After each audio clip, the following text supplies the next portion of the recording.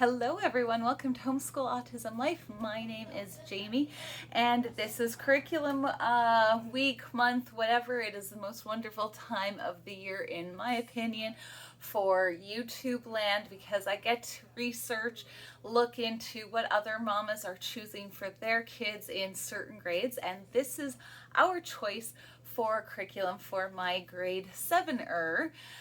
She is my ferocious reader. She is going to be 13 years old in December, and I'm just so excited for this coming year and what we've got planned. We're in a transition year with her where she is in middle school, junior high school, that sort of thing, and I am really, even in my own mind, trying to make choices for the future, but also kind of in that preparation phase where I want to prepare her for what's coming next and allow her a lot more freedom. She's had a bunch of freedom this past year and she has done really well, almost to an extreme where she has like this schedule in her brain when she wants to get stuff done and it better get done then. So I just wanted to kind of help her with those sorts of things, but also give her the freedom to decide when she does things, what she wants to do. We still have some time sectioned off that I won't be able to speak into necessarily, or that she won't be able to speak into necessarily, but those are the things that I want to chat with her about and discuss it and see how she's feeling and so on and so forth. So her morning time. One of the big things that I wanted to do is start having my kids have personal devotions.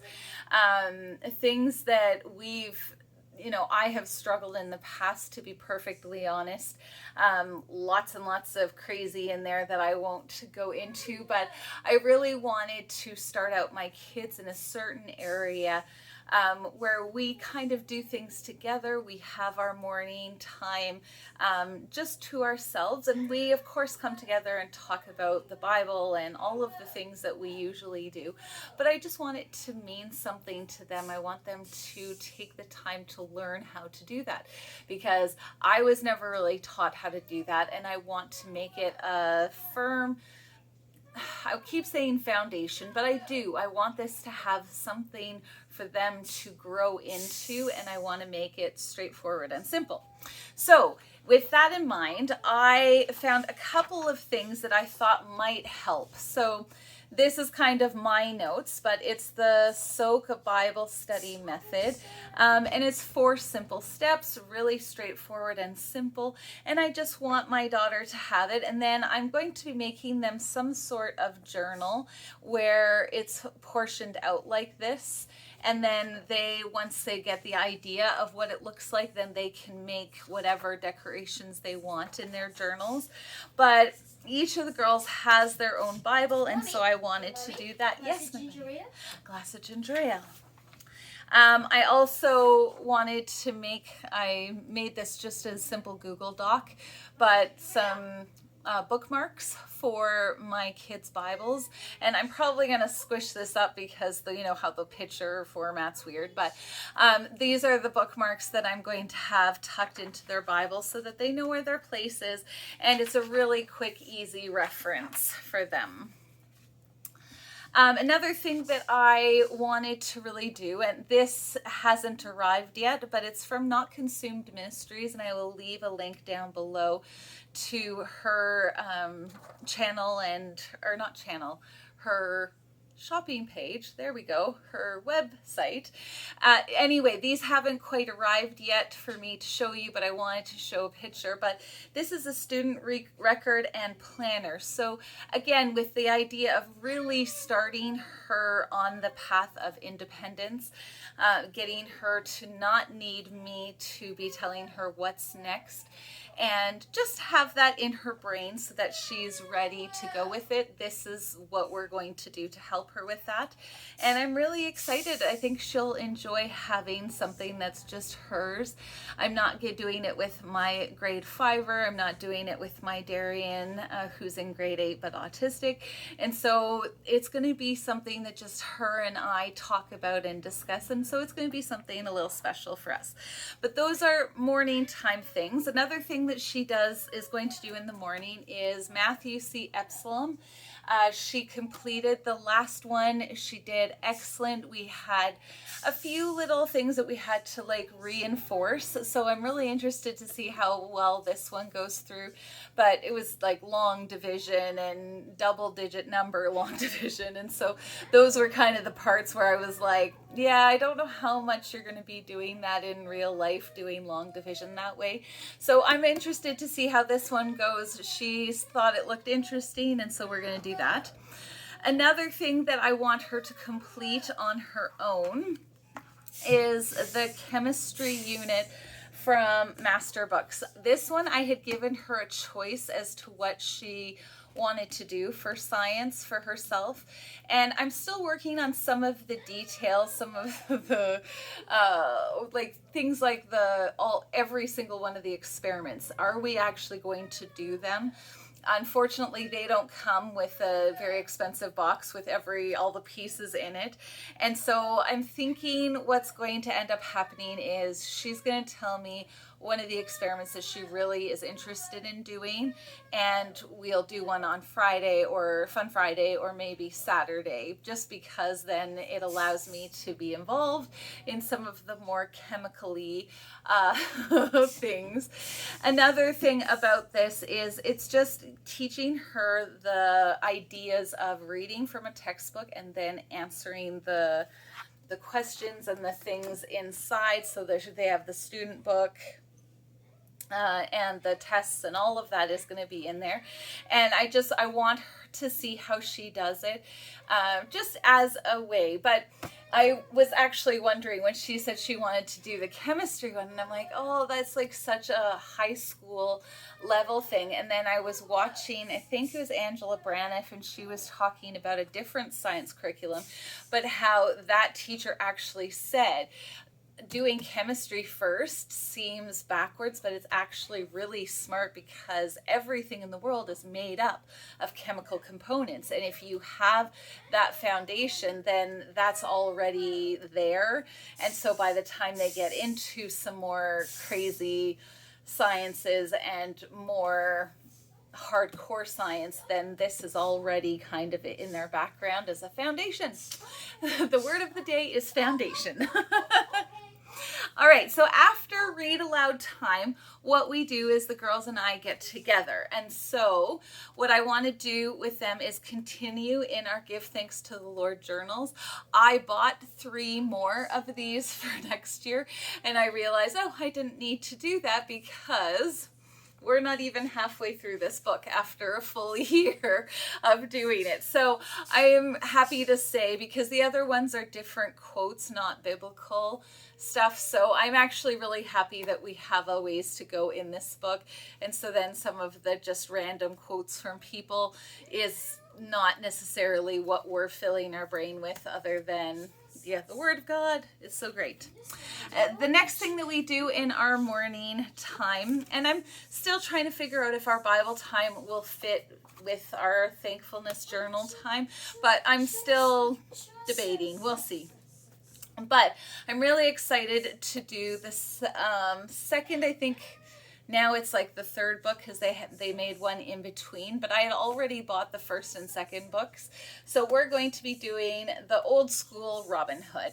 And I'm really pumped and excited about it, just because you will see later, but there's a theme to this coming year. This is the big one that we are going to be doing, is Gather Round is the spine of our schoolwork, and we are going to be doing a bunch of different units that I will share. But one of the big ones that we are doing is medieval times. And so Robin Hood, medieval times, all kind of came together. And then of course Vikings. So there's a time period and a time frame that we're doing, which I'm excited about. But medieval times is not available yet, and I'm also doing the mini unit of growing up with God. And so that's another one that I will buy when they're available, but I did want to share that with you, that those are ones that you're not going to see here. So I actually splurged and got the lap book because I thought it might be a fun way to just encourage my girls. We are going to be the Viking teacher guide. We're going to be doing the dinosaur unit. I also got just the MP3s for my girls because I thought, again, it might be a nice way to re-rejuvenate our homeschool, make it a little bit different than just listening to mommy read, which I will be doing, but it might be fun to have that as well. Christmas around the world. Oh, and then I spent money on the pretty. Money to get all of the pretty posters. That's the word I'm looking for. The next unit, we're doing botany. We're doing Antarctica. We're also doing artist unit. And this is the other thing I got from Not Consumed Ministries, is this reading journal. Now, if you've been watching my channel for a while, you probably remember me saying I'm struggling with the book reports that I had done, and then I started doing narration pages for this year, and I'm struggling because it's usually an afterthought that my kids do when they do a reading, an assigned reader that I do with the units that I will have a book specifically assigned to them, and then they have to fill out the page. So I was like, what do I do? How do I make this be something that they're excited about, that they want to do? And it's not just something that they're like, fine, I'll do it. And they don't do their best effort. And I find that a little bit frustrating sometimes, because I'm like, come on, you said you liked that book. So why are you only writing 2 sentences to a question like, how did this book affect my life? Or something big and whatever.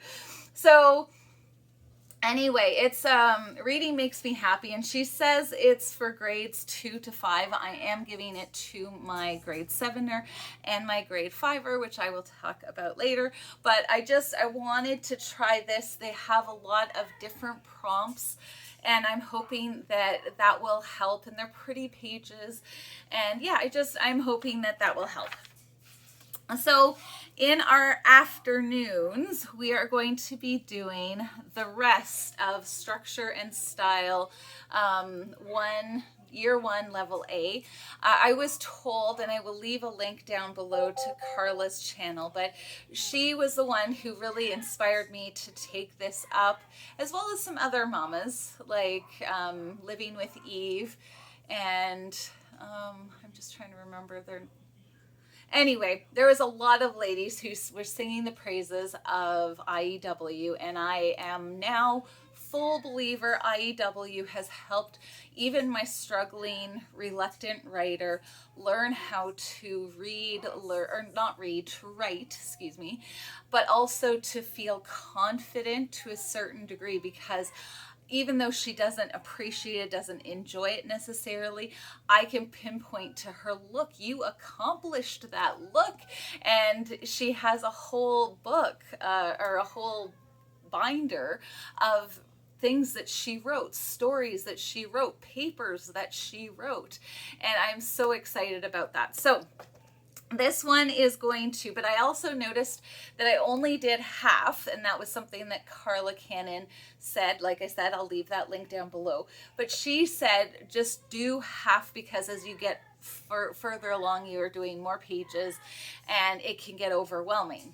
What I did find is that I ended up not getting necessarily overwhelmed so much as by the end I was recopying the checklist and giving them new articles to do writing on it by the end of the year. So that means that I'm going to have room, which meant that I picked up this one, which is medieval history based writing lessons. As I said, we're doing medieval history and Vikings from Gather Round, but we are also doing story of the world, medieval times, Middle Ages, excuse me.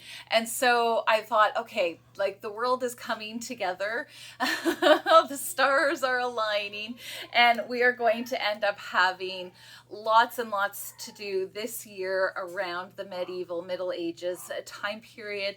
And so it ended up being perfect. I picked this up so that I can have the girls write some of these, and it starts off fairly straightforward, just one paragraph at the very beginning. So I figured that would be a really, really good way to get the juices flowing again after a couple of months of not doing IEW, that they will get back in the swing of what's expected, how this works, all of the things, and then we'll get into this one as needed, kind of go in between. I'm not sure how it's going to work yet.